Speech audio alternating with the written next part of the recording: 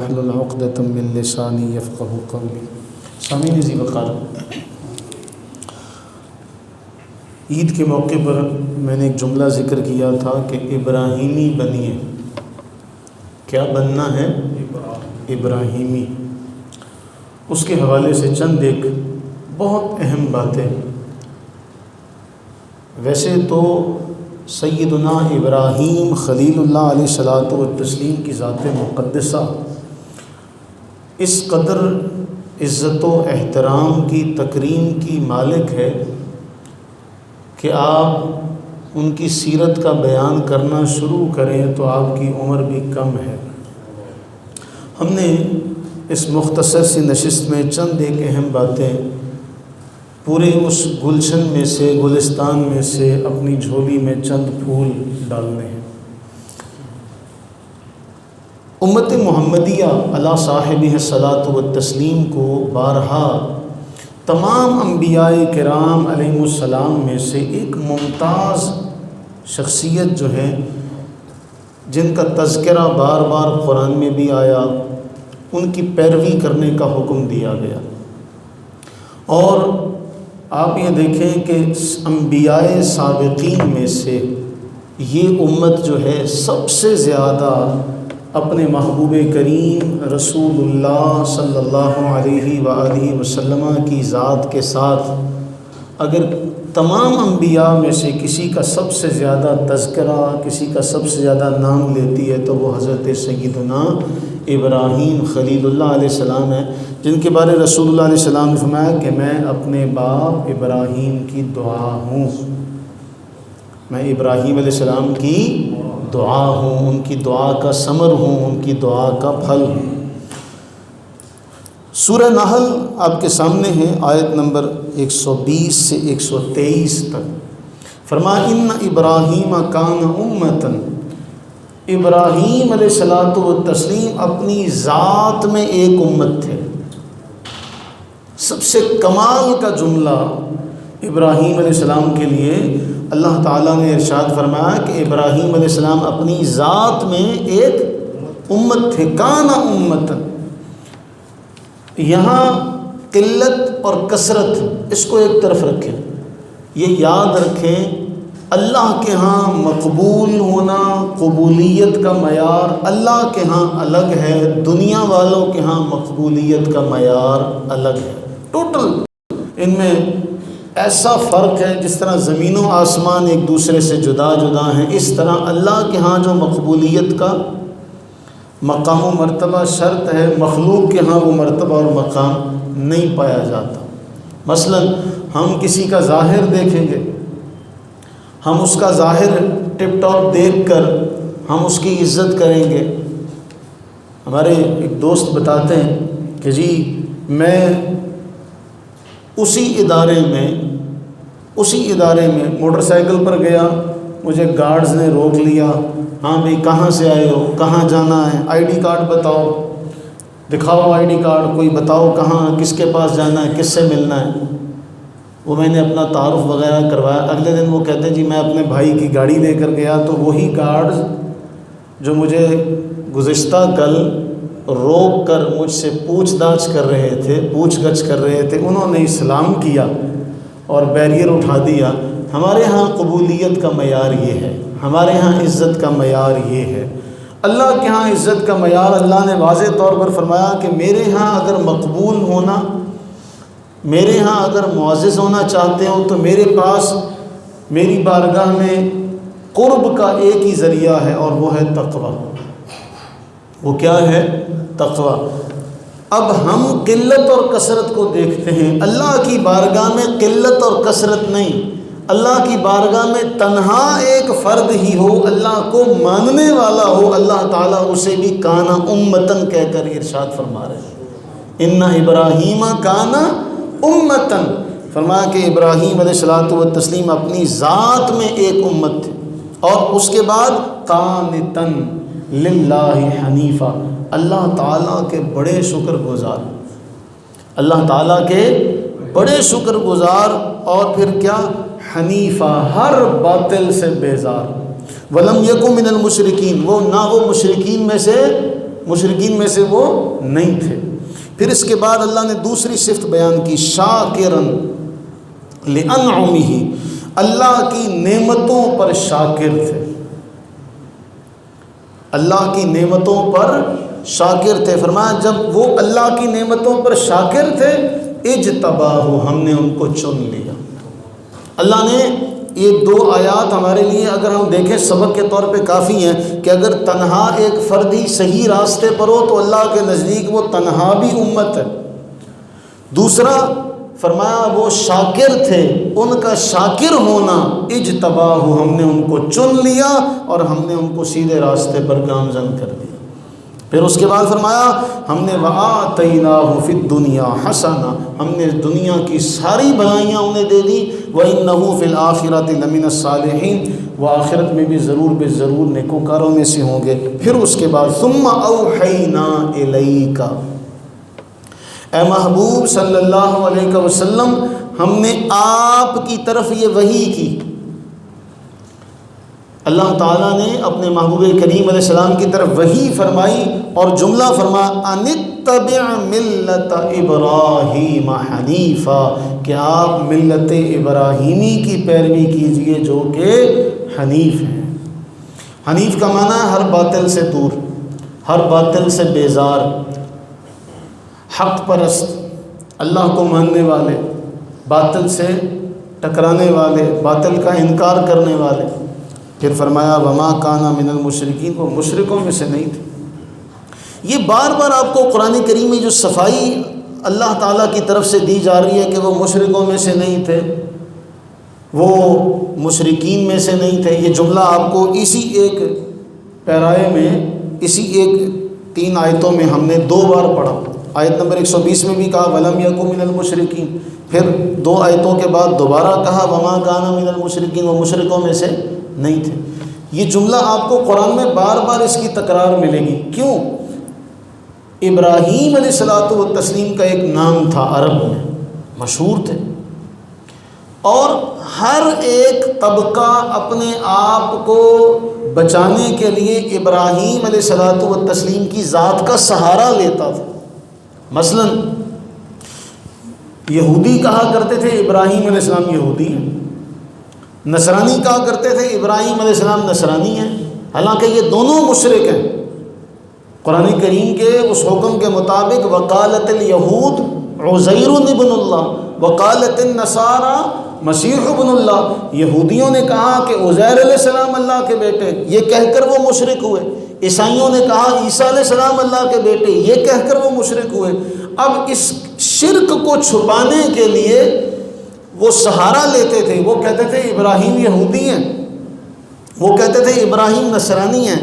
کمال کا جملہ اللہ نے فرمایا بھئی ما کان ابراہیم یہودیہ ولا نصرانیہ، نہ ابراہیم یہودی تھے نہ ابراہیم نصرانی تھے، ولیکن کان حنیفا مسلما، حنیفاً ہر باطل سے دور، ہر باطل سے بیزار، مسلم تھے۔ وما کان من المشرکین، سورہ آل عمران میں پھر فرمایا وہ مشرکین میں سے نہیں تھے۔ اب یہاں ان کو ایک بہت بڑا سبق دیا جا رہا ہے۔ یہودی آئے ابراہیم علیہ السلام کے بعد، نصرانی بھی آئے ابراہیم علیہ السلام کے بعد، عیسیٰ علیہ السلام سے وہ موسیٰ علیہ السلام کے پیروکار، ابراہیم علیہ السلام تو ان سب سے پہلے گزرے۔ تو قرآن فرما رہا ہے بتاؤ ابراہیم علیہ السلام تو تم سے پہلے ہو کر بھی چلے گئے، پھر کیسے ان کے بارے میں تم یہ کلیم کرتے ہو کہ وہ یہودی تھے یا وہ نصرانی تھے؟ تو اللہ تعالیٰ نے اس بات کی صفائی دی کہ نہ ابراہیم یہودی تھے نہ ابراہیم نصرانی تھے، ولیکن کان حنیفا مسلما، بلکہ وہ حنیف مسلم تھے۔ اس لیے اس امت کو یہ سبق دیا گیا کہ تم نے پیروی کرنی ہے ابراہیم علیہ السلام کی، تم نے پیروی کرنی ہے ابراہیم علیہ السلام کی۔ اس بارے میں بہت ساری آیات ہیں۔ سورہ انعام میں قل اننی ہدانی ربی الی صراط مستقیم دینا قیما ملت ابراہیم حنیفا، اللہ کے نبی علیہ الصلوۃ والتسلیم کے بارے میں فرمایا جا رہا ہے اے محبوب یہ کہہ دیجئے کہ میں اس دین کی پیروی کرنے والا ہوں جو دین قیم ہے، جو ملت ابراہیمی ہے، جو دین حنیف ہے، اس دین کا میں پرچار کرنے والا ہوں۔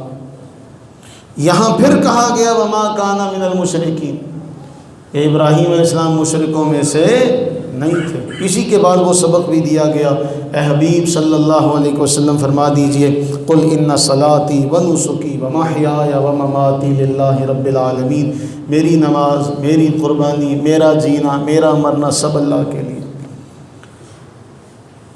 پھر سورہ آل عمران میں آپ دیکھیے پھر کہا گیا قل صدق اللہ، فرمائیے اے حبیب صلی اللہ علیہ وسلم اللہ نے سچ فرمایا، فاتبعوا ملت ابراہیم حنیفہ، تم پیروی کرو ملت ابراہیم کی جو حنیف ہیں، وما کان من المشرکین، وہ مشرکوں میں سے نہیں تھے۔ بار بار ان کے کردار پر سے گرد جو مشرکوں کی طرف سے ڈالی گئی اس کو ہٹا کر اللہ تعالیٰ نے ان کے حنیف مسلم ہونے کا اعلان کیا اور ہمیں حکم دیا کہ ان کی پیروی کرو۔ کیوں؟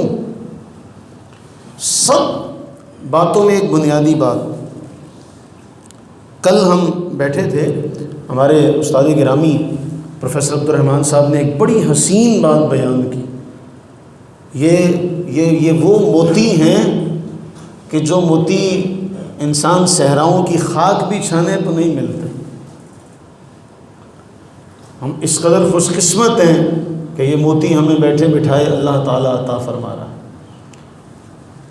فرمانے لگے کہ آج دنیا، اہل کتاب ہوں، مشرک ہوں، کافر ہوں، آج ساری دنیا اگر تعصب اور اناد سے ہٹ کر بات کرے تو آپ نے وہ دیکھا نا، دنیا کے 100 عظیم مسلمان، غیر مسلم کتاب لکھتا ہے اور دنیا کے 100 عظیم انسانوں میں، دنیا کے 100 عظیم انسان، اس میں سب سے اولین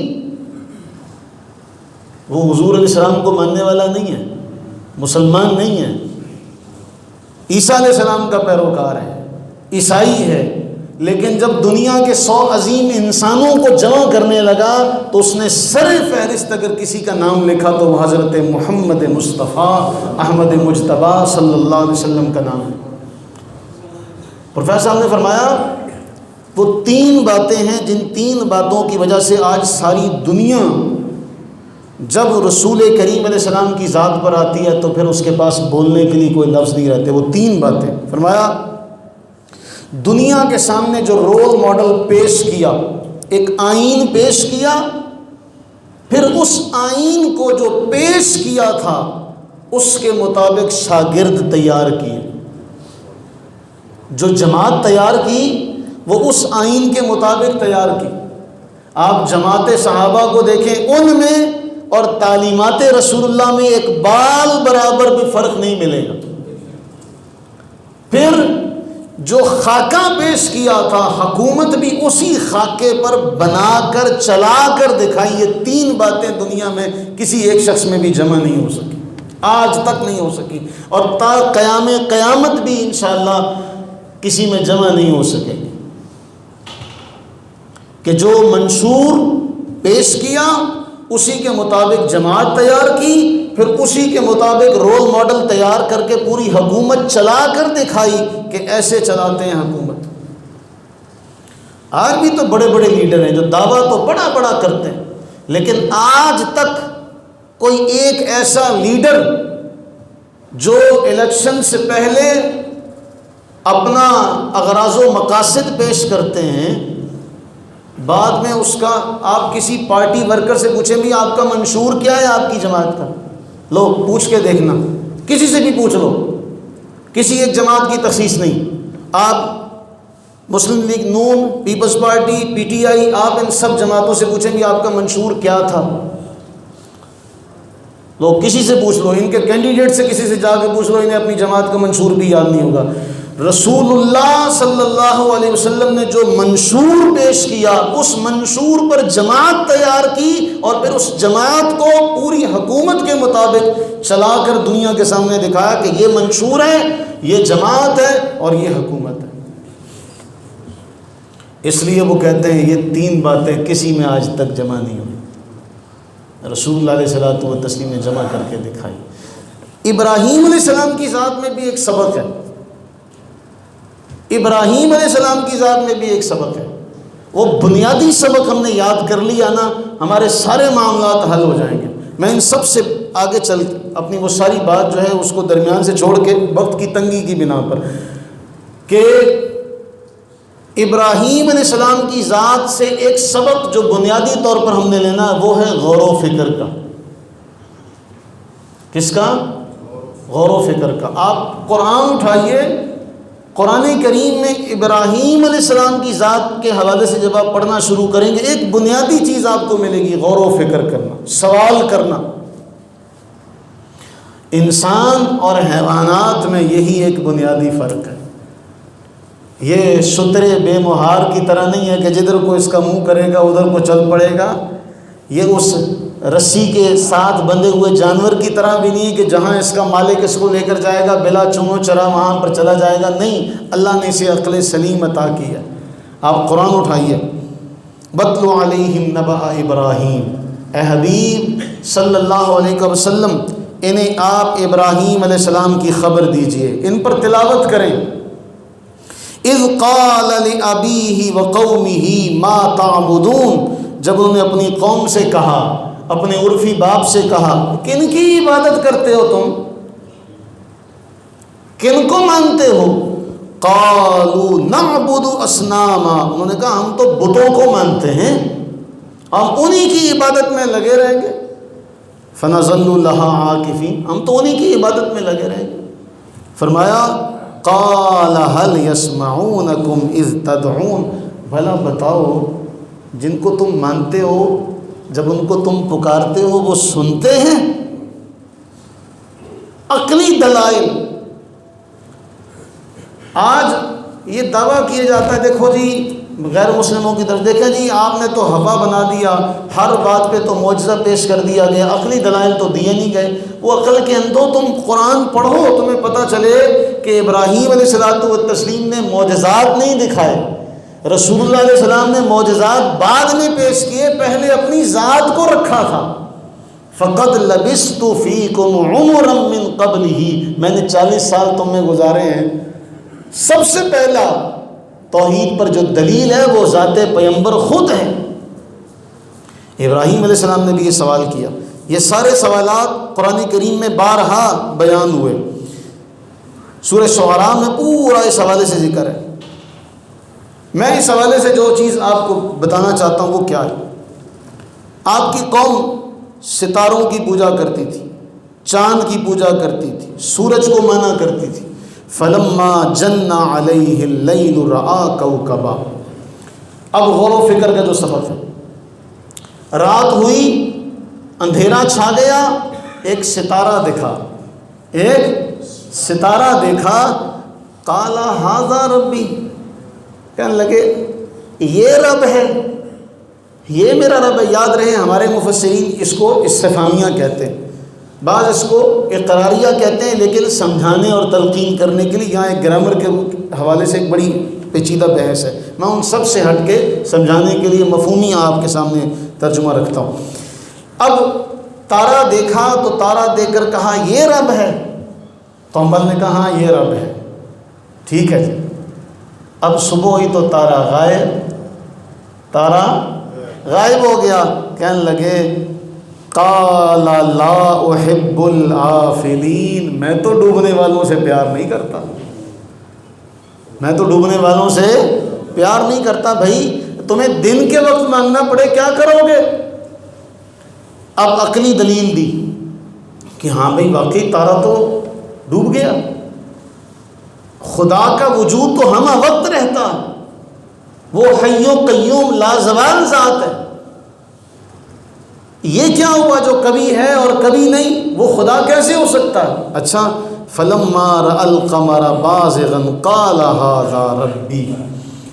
اگلے دن چاند دیکھا، کہنے لگا یہ ہے، چلو اس کو مان لیتے. فلما افلا، پھر وہ بھی ڈوب گیا.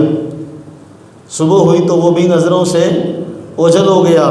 کہنے لگے اگر میرا رب مجھے ہدایت نہ دیتا. یہ ابراہیم خلیل اللہ فرما رہے ہیں ہماری کوئی حیثیت نہیں، ہمارے علم کی کوئی حیثیت نہیں، ہماری جاہ و جلال حسب نسب کی کوئی وقت نہیں. ابراہیم خلیل اللہ علیہ السلام جیسی ذات بھی ہمیں یہ سبق دے کر گئی اگر رب کی طرف سے ہدایت نہ ہو تو تم کبھی ہدایت یافتہ نہیں ہو سکتے۔ کہنے لگے اگر رب مجھ پر مہربان نہ ہوتا، رب مجھے ہدایت نہ دیتا تو پھر میں بھی تمہاری طرح گمراہوں میں سے ہوتا۔ اس کے بعد پھر تیسرا، فَلَمَّا رَأَى الشَّمْسَ بَازِغَةً قَالَ هَذَا رَبِّي هَذَا أَكْبَرُ۔ سورج دیکھا، کہنے لگے یہ تو بڑا بھی ہے، ستارے سے بھی چاند سے بھی بڑا، یہ میرا رب ہے۔ جب وہ بھی ڈوب گیا کہنے لگے اے میری قوم، میں تمہارے ان شرکاء سے بیزار ہوں۔ اور اس کے بعد وہ تاریخ ساز جملہ، انی وجہت وجہی للذی فطر السماوات والارض حنیفا وما انا من المشرکین، میں تو اپنی جبین نیاز وہاں رکھتا ہوں، وہاں جھکاتا ہوں جو آسمان کا بھی خالق ہے، زمین کا بھی خالق ہے، اور میں حنیف ہوں، ان سب چیزوں سے بیزار ہوں، اور سن لو میں مشرکین میں سے نہیں۔ یہ ہے غور و فکر کرنے کا سبب۔ دوسرا معاملہ، اللہ سے سوال کرتے ہیں۔ کس سے سوال کرتے ہیں؟ ربی ارینی کیف تحیی الموتیٰ، اے باری تعالیٰ مجھے دکھا تو صحیح کہ مردوں کو زندہ کیسے کرے گا۔ اللہ نے فرمایا اولم تؤمن، اے پیارے خلیل آپ کو یقین نہیں ہے؟ کہا یقین ہے، ولیکن لیطمئن قلبی، لیکن اطمینان قلب کے لیے اللہ نے بھی اجازت دی ہے اتنی کہ کم از کم اس سے بھی سوال کیا جا سکے۔ یہاں تو ہم نے ایسا ہوا بنا لیا کہ جی مولوی سے سوال نہیں کرنا، پیر سے سوال نہیں کرنا، بس جو دلیل دے دی وہ دے دی۔ وہ کرتے کیوں آ رہے ہو؟ جی صدیوں سے پرمپرا چلتی آ رہی۔ یہی جواب ابراہیم علیہ السلام کی قوم نے دیا تھا جب ابراہیم علیہ السلام نے انہیں کہا بھی ان کی پوجا کیوں کرتے ہو؟ انہوں نے کہا جی ہمارے باپ دادا کرتے آ رہے۔ بھئی باپ دادا کرتے آ رہے ہیں، تم دنیا میں آئے ہو، تحقیق کرو کہ یہ کام کیوں کرتے ہو، کس لیے یہ کام کرتے ہو، اس کی تحقیق، اس کی جستجو کرو کہ اس کام کا سبب کیا ہے۔ کہیں ایسا تو نہیں کہ جانے انجانے میں ہم کہیں توحید سے دور شرک کے راستے پر نہ چل پڑے ہوں۔ ہمارے ہاں نظر و نیاز کی بہت سی ناجائز صورتیں ہیں جو زمانے میں رائج ہیں، جو زمانے میں رائج ہیں۔ نظر عبادت ہے، اس حوالے سے کئی بار میں بات کر چکا ہوں، لیکن ہم نے جانے انجانے میں بہت سارے ایسے معاملات ہمارے ہاں ہوتے ہیں جو توحید کے منافی ہیں، لیکن ہم نے کبھی ان پر غور نہیں کیا۔ اللہ سے سوال کیا، اللہ فرمایا ٹھیک ہے ایسا کرو، 4 پرندے لے لو، ان کو اپنے ساتھ مانوس کرو، پھر ان کو ذبح کرو، ان کی ٹکڑے ہر پہاڑ پہ 4 پہاڑوں پر ان کے ٹکڑے رکھ دو، پھر ان کو آواز دو، دیکھنا کیسے 4 پہاڑوں پر سے وہ ٹکڑے اکٹھے ہو کے مجتمع ہو کے تمہارے پاس پرندے کسی صورت میں جمع ہو جائیں گے، تمہیں پتہ چل جائے گا ایسے منتشر اجزاء کو ہم مجتمع کریں گے، ایسے ہم مردوں کو زندہ کریں گے۔ کیا کریں یار، لوگ یہاں یہ بحث کرنے لگ پڑے کہ 4 پرندے کون سے تھے۔ اصل سبق نہیں بے، اصل سبق کیا ہے اس کی طرف نہیں جانا، وہ 4 پرندے کہاں جا، بڑے بڑے سوال۔ جو یہ تصوف کے ماننے والے نا ان کو یہ بیماری ہے، تو بڑا پڑھیا تو 4 پرندے کیڑے سے گئے۔ اچھا بھائی کیا یہ قرآن نے بیان کیا یا اس کے بارے میں اللہ تعالیٰ نے کوئی بات بیان کی ہے؟ آپ کے پاس کوئی اللہ کی طرف سے کوئی علم آیا یا اس کے بعد میں اچھا اس کے بارے میں جان کے آپ کیا کریں گے؟ ہاں تفصیل ہے اس حوالے سے بھی، بڑی پیچیدہ اس میں طویل گفتگو ہے کہ جی اس میں ایک مرغ تھا، مرغ کے اندر ہرس پائی جاتی ہے، تو پھر وہ اس میں کہتے ہیں جی یہ سارا کا سارا معاملہ تمثیلی ہے۔ اسی ڈگر پہ چل کے بعد میں ملحدین نے بھی یہ کہا کہ یہ جو قربانی ہے یہ قربانی کچھ نہیں ہے، یہ بھی تمثیلی ہے، نفس کو ذبح کرو جانور نہ ذبح کرو۔ تو پھر اس کا پھر کیا جواب دیں گے آپ؟ اگر ہر جگہ آپ نے تمثیل کو ڈال لیا کہ جی یہ تو صرف ایک مثال دی تھی ابراہیم علیہ السلام کو بھی، نفس جو ہے نا اس کے اندر 4 خصلتیں ہیں، ان 4 خصلتوں کو ذبح کرو، تو پھر بعد میں قرآن یہ بھی ذکر کر رہا ہے کہ وہ 4 جو ذبح کیے تھے وہ زندہ بھی ہو گئے تھے۔ وہ زندہ بھی ہو گئے تھے، تو وہ 4 خصلتیں جو ذبح کرنی ہیں وہ پھر زندہ ہو جائیں گی۔ آپ یہ کہہ سکتے ہیں کہ جی اس سے یہ بھی مراد ہے، لیا جا سکتا ہے، لیکن مراد لیا جا سکنا اور ہے اور حقیقی مراد اور ہے، یہ ذہن میں رکھیے گا۔ اگر آپ اس طرح کی بات کریں گے تو پھر آپ کہیں حقیقی مراد یہ ہے اور یہ بھی اس سے مراد لیا جا سکتا ہے، حقیقی مراد یہ ہے اور یہ بھی اس سے مراد لیا جا سکتا ہے۔ تو سبق بنیادی طور پہ ملا غور و فکر کرنے کا، غور و فکر کرنے کا۔ اس کے علاوہ اگلی بات، اولاد کے لیے ایک بہت بڑا سبق ہے، اولاد کے لیے ایک بہت بڑا سبق ہے ابراہیم علیہ السلام کی ذات مقدسہ میں، وہ سامنے رکھیے گا۔ سورہ مریم کے اندر یہ تفصیل موجود ہے آپ کے سامنے، اور اس میں دیکھیے گا مشرک چچا مشرک ہے، بت بنانے والا ہے، بت گر ہے، اس سے پیغمبر وقت بات کس انداز میں کر رہا ہے، یہ سبق ہے ہمارے لیے۔ آیت نمبر 42، اذ قال لأبیہ، جملہ ہے یا اباتی،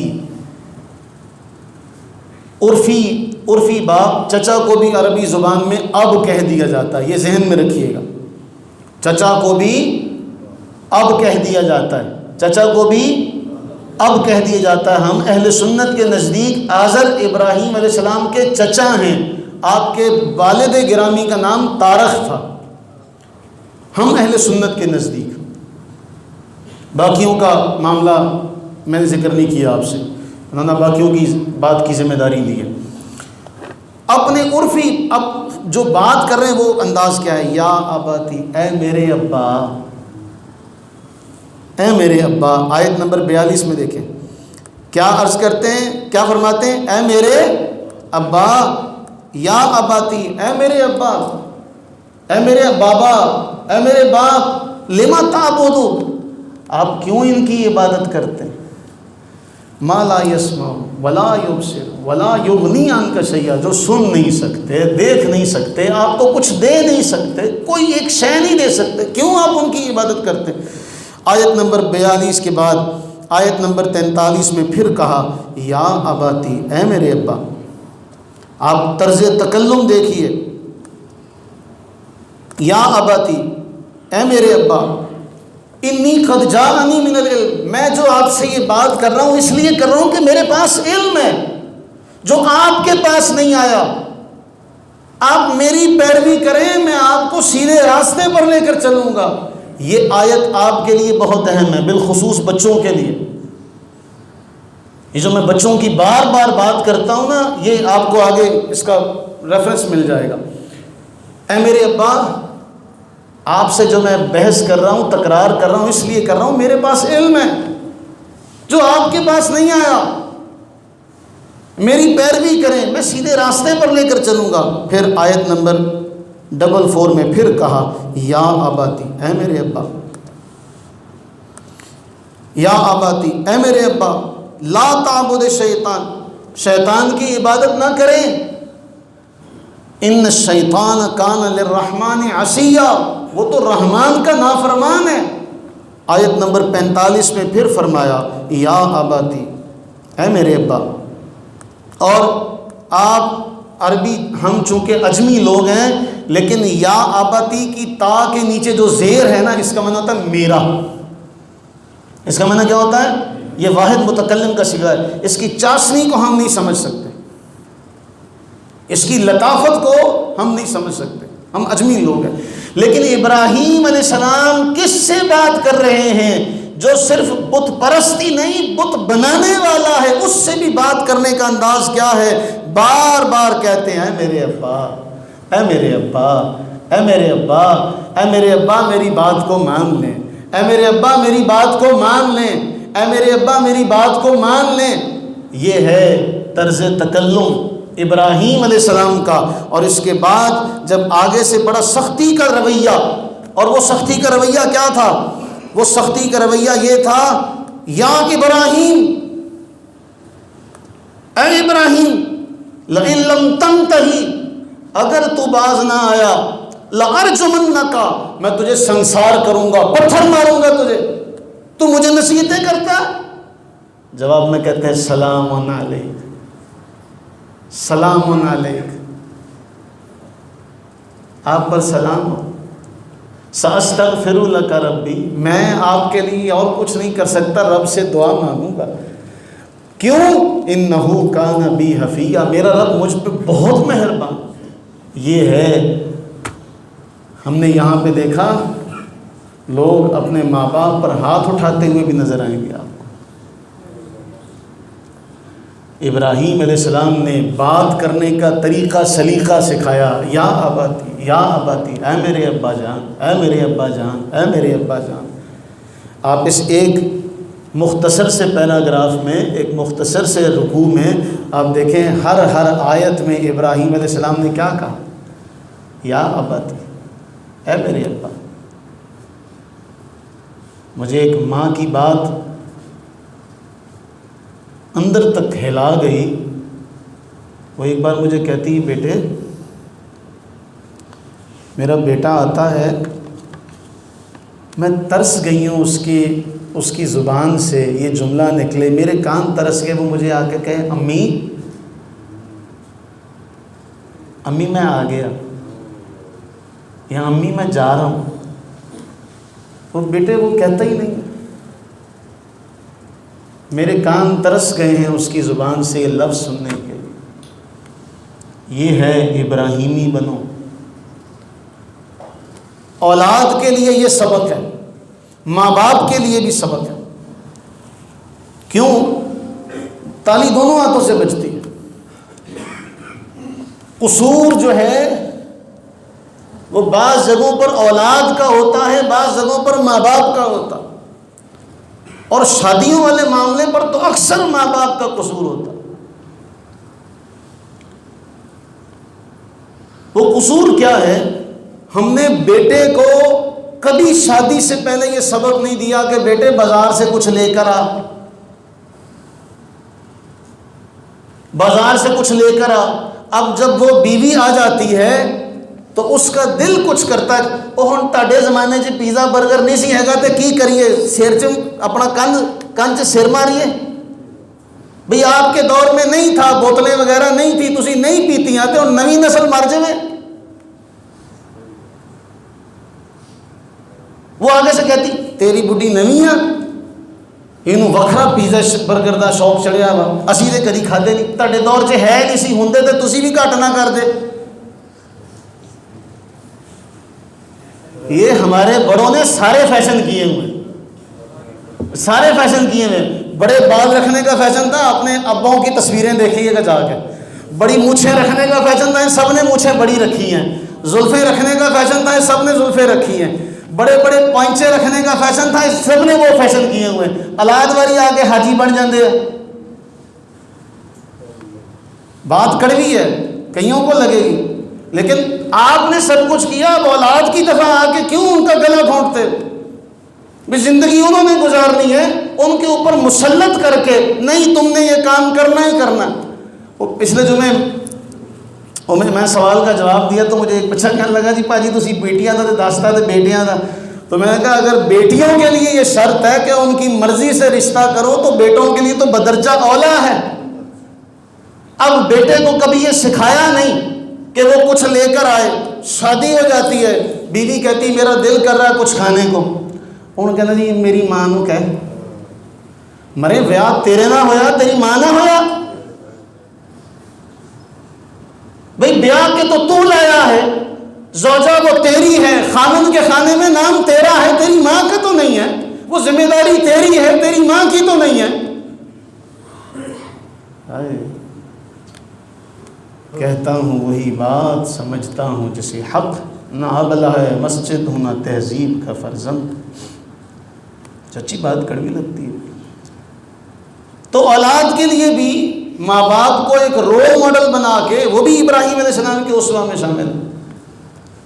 اس میں ایک بہت سخت جملہ جو کل ایک ڈاکٹر نے بتایا، بہت سخت جملہ.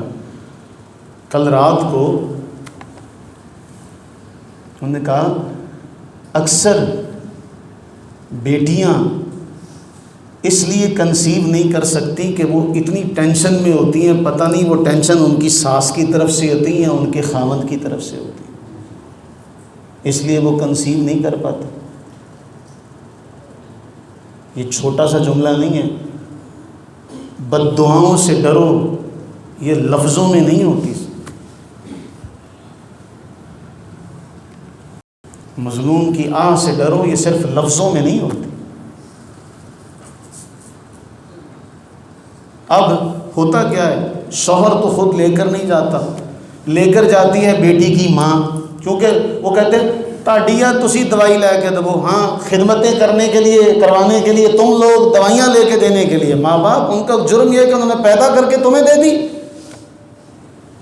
تمہارے بیٹے کو دے دی، اب بیمار ہو جائے تو دوائی لے کے دے ماں۔ اب ماں اپنی بیٹی کو لے کے جاتی تو ڈاکٹر آگے سے کہتی ہے اس کو ٹینشن ہے، اس ٹینشن کی وجہ سے یہ آگے ماں نہیں بن پا رہی۔ اب وہ آگے کس کو کہے، وہ ماں کس کو کہے، یا اس کی بہن جائے گی وہ کس کو کہے، اس میں اللہ تیری ماں دے وکھرا مزا آ جا، اسی کی کہ اسی تنگ اسی تے بڑا سونا رکھیا، اسی تنگ رکھیا۔ یہ باتیں بہت سخت ہیں، لیکن آئینہ اس میں بندے کو اتنی ہمت ہونی چاہیے کہ اپنی اصل صورت دیکھ سکے، اپنا کردار دیکھ سکے۔ ابراہیم علیہ السلام کے یہ الفاظ ہیں، ابراہیم علیہ السلام نے دعا مانگی رب اجعل ھذا البلد آمنا، اے اللہ اس شہر کو امن والا بنا، وجنبنی مجھے بھی بچا، وبنیہ اور میری اولاد کو بھی بچا، ان نعبد الاصنام، کہیں بتوں کی پوجا نہ کرنے لگ پڑے، ان بتوں کی پوجا سے مجھے بھی محفوظ رکھ، میری اولاد کو بھی محفوظ رکھ۔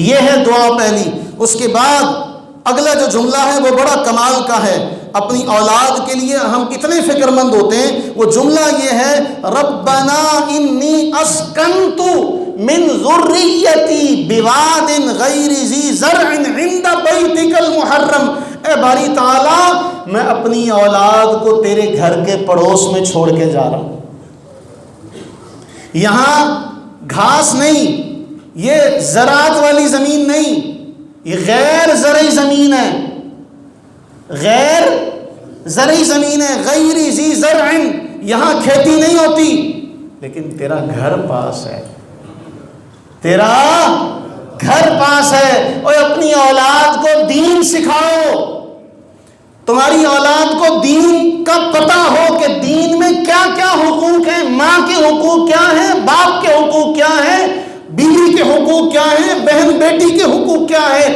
ان کو پتہ چلے کہ جو باہر بازار میں ہیں وہ بھی کسی کی نہیں، وہ بھی ہماری بیٹیاں ہیں۔ یہ نوجوان جوانی شروع نہیں ہوتی، ان کے اندر کا شیطان جاگ جاتا ہے، اور یہ شرارتیں اور شیطنت فرعون بنتے ہوئے آپ کو نظر آئیں گے۔ آپ بازار میں نکلیں، اگر آپ بہن بیٹی والے ہیں تو آپ کو جب بھی پاس سے کوئی لڑکا گزرے گا وہ اس کی حرکتیں دیکھ کے آپ کو غصہ آئے گا، آپ دل میں گالیاں ضرور دیں گے اگر زبان سے نہیں دے سکتے۔ کیا ان کی تربیت کس نے کی ہے؟ وہ جو گھر سے موٹر سائیکل لے کر نکلتا ہے، ماں کو خبر نہیں ہے یا باپ کو خبر نہیں ہے کہ ہمارا بیٹا موٹر سائیکل لے کر جا رہا ہے، کہاں جا رہا ہے، اس سے پوچھو۔ کوئی نہیں جی بچہ ہے جی، بچہ ہے جی، وہ بیٹا بچہ ہی رہتا ہے، وہ باہر سے گناہ کما کے آئے تب بھی وہ بچے کا بچہ۔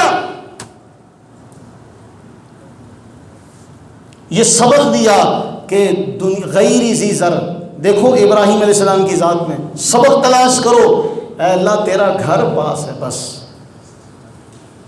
تیرا گھر پاس ہے،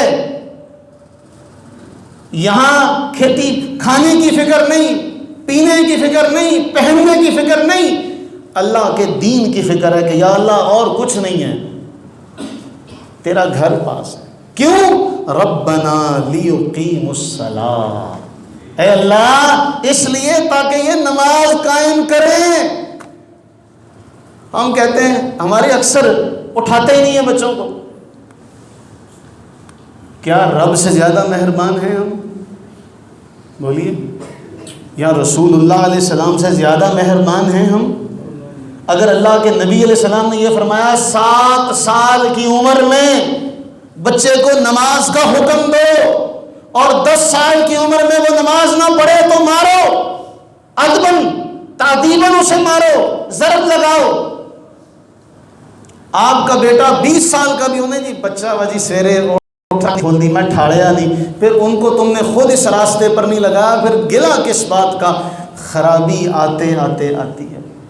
ہمارے استاد گرامی پروفیسر عبدالرحمن صاحب نے ایک بڑی خوبصورت بات کی، انہوں نے کہا نہر آپ نے دیکھا ہو، ماشاءاللہ سے سب نے اس چیز کا مشاہدہ کیا ہوگا، شگاف تھوڑا سا ہو نا تو تھوڑی سی مٹی سے بھی بند کیا جا سکتا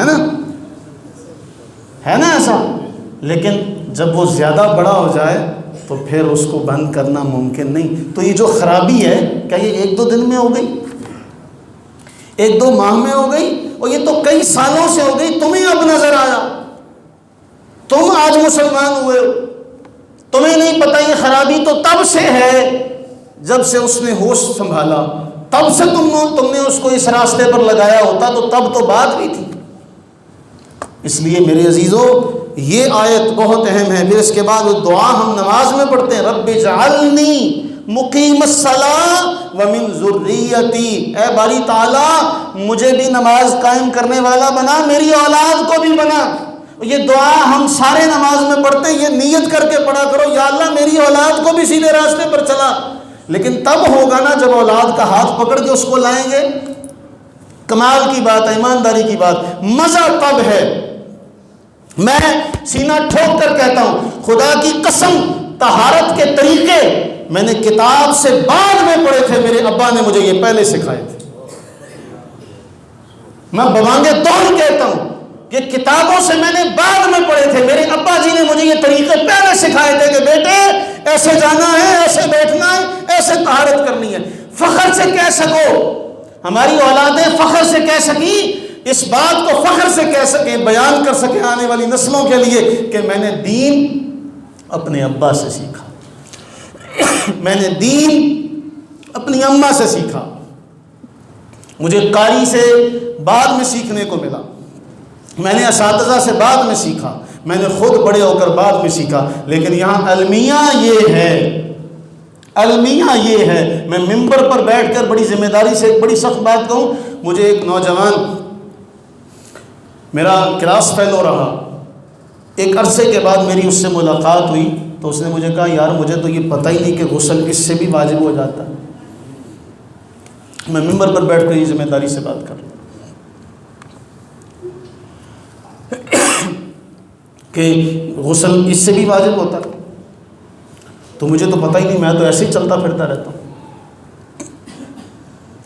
میرے عزیزوں ان ماؤں سے بھی یہ میری گزارش ہے کہ جب وہ ساس بنتی ہیں تو آنے والی بہو کے لیے تو یہ ذمہ داری اور یہ سختی ہم نے یہ دیکھی ہے، یہ معیار برابر ہونا چاہیے۔ آنے والی آتی ہے اسے کہتے ہیں میں تیرے ہاتھ کی روٹی نہیں کھانی جب تک تو پاک نہ ہوئی، تو بیٹے کو بھی کہہ دیا کرو بھی شیطان صرف بہو کے کان میں پیشاب نہیں کر کے جاتا، بیٹے کے کان میں بھی پیشاب کر کے جاتا ہے جب وہ صبح فجر کے بعد تک سویا رہے۔ کی گل ہے وہ پوت دا بڑا یار وا کہ پوت دے کان سے پیشاب نہیں کرتا ہے، بیٹے کو کچھ نہیں کہتا، تو بہو کو آ کے اس کے کان میں وہی سارا دن خبیث النفس ہو کے پھرتی ہے۔ آپ کا بیٹا اگر ہو اور وہ اگر بتائے کہے اپنی بیوی کو چل بھئی اٹھ، اور اللہ کے نبی علیہ السلام نے فرمایا دعا دی اللہ اس شوہر پہ رحم کرے جو تہجد کے لیے اٹھے اور اپنی بیوی کو پیار سے چھینٹے مار کے اٹھائے۔ یہ دعا رحم کی رسول اللہ نے مانگی ہے۔ اللہ اس بندے پر رحم کرے۔ وہ حدیث پڑھ لو، انہیں شیر ہوں تو نال سارے نے پڑھ لگ پینا۔ اللہ اس بندے پر کرنا اوکھا نا، پڑھ لیا تو کرنا پینا۔ اللہ اس بندے پر رحم کرے جو اٹھے تہجد کی نماز کے لیے اور اپنی بیوی کو چھینٹے مار کے اٹھائے۔ اللہ اس بیوی پر، اس عورت پہ رحم کرے جو اٹھے اور اپنے خامند کو پیار سے چھینٹے مار کے اٹھائے۔ وہ چھٹے نہ مرن لا پیو کہتے ویسے پیار سے اٹھا لے، لیکن یہ ذہن میں ہو کہ اس عمل پر رسول اللہ علیہ السلام نے دعا دی ہے، اللہ اس پہ رحم کرے۔ ایمانداری سے بتائیے، جس پر رحم کی دعا، جس کے لیے رحم کی دعا، ایتھے بابے کو چل جائیں گے نا تو بابے نے تویز دے کے کہنا 1100 روپیہ دے دے، تو چوری جیب چ نا بیبیاں نے کٹھا کر کے رکھا ہوں، 1100 بھی نکل ہونا، اتنے 2000 بھی نکل ہونا۔ وہ کالا، یہاں ہمارے ہیں ملک پور میں کالا بکرا لیتا تو بڑیاں بیبیاں جاندیاں، تو وہ اس کو جو کالا بکرا دینا، اس تھوڑی سی محنت کر لیں، اٹھ کے اللہ کو یاد کر لیں۔ یہ میاں بیوی آپس میں جس کے لیے رحم کی دعا اللہ کے نبی نے مانگی ہو، سارے پیر پیچھے رہ جاتے ہیں۔ اور رسول اللہ نے کسی سے کالا بکرا کالا مرغا مانگ کے اس کے لیے دعا نہیں کی، کہا اللہ اس کے چہرے کو روشن کرے جو میری باتوں کو سنتا ہے، اللہ اس کے چہرے کو جو میری باتوں کو سنتا ہے، باتوں کو سن کے ان کو یاد رکھتا، ایک کام کرتا آگے پہنچا دیتا، اللہ اس کے چہرے کو روشن کرے۔ کوئی کالا بکرا نہیں دینا پڑا، کوئی کالی مرغی نہیں دینی پڑی، اور اتنی قیمتی بات کہ ساری دنیا کی دولت ساتوں زمینوں ساتوں آسمانوں کو رکھ دیا جائے تو اس بات کی قیمت نہیں ہو سکتی، کیونکہ یہ بات لب مصطفیٰ سے نکلی ہے۔ اللہ تعالیٰ ان باتوں پر ہمیں عمل کی توفیق عطا فرمائے، آمین ثم آمین، وما علینا الا البلاغ۔